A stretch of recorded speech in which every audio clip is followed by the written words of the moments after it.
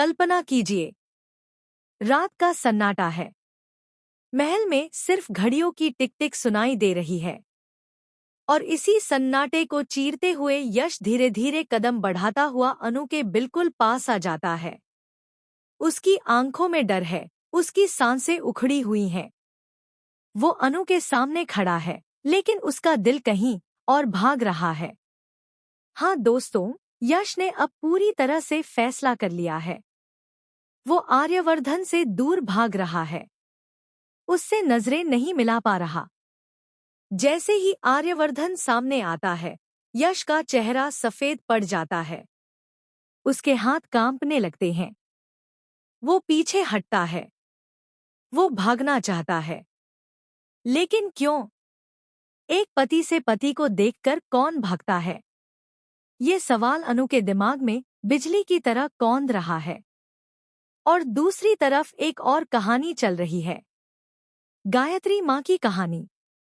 गायत्री माँ को समझ नहीं आ रहा कि उनके साथ क्या हो रहा है।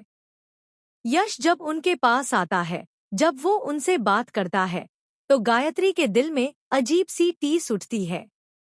एक अजीब सा अपनापन, एक अजीब सा दर्द। वो खुद से पूछती है, ये लड़का कौन है? मैं इसके इतना नजदीक क्यों जा रही हूँ? ये मेरे इतना नजदीक क्यों आ रहा है? मेरा और इसका क्या रिश्ता है? गायत्री माँ का दिल चीख चीख कर कुछ कह रहा है, लेकिन दिमाग कुछ समझ नहीं पा रहा। जब यश को थोड़ी सी भी तकलीफ होती है, गायत्री का दिल तड़प उठता है, जैसे कोई अपना रुल रहा हो। ये कैसा बंधन है? ये कैसा कनेक्शन है? इसका जवाब शायद किस्मत के पन्नों में लिखा है। और अनु का हाल भी कुछ अलग नहीं है। वो भी यशवर्धन से एक अजीब सा जुड़ाव महसूस कर रही है।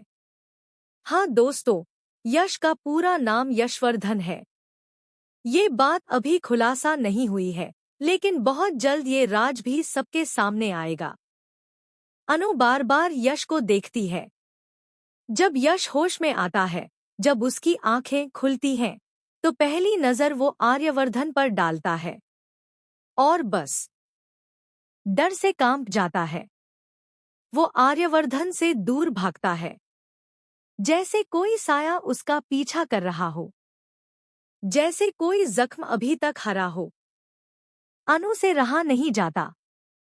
वो यश के पास जाती है, उसकी आंखों में आंखें डालकर पूछती है, यश, तुम डरते क्यों हो?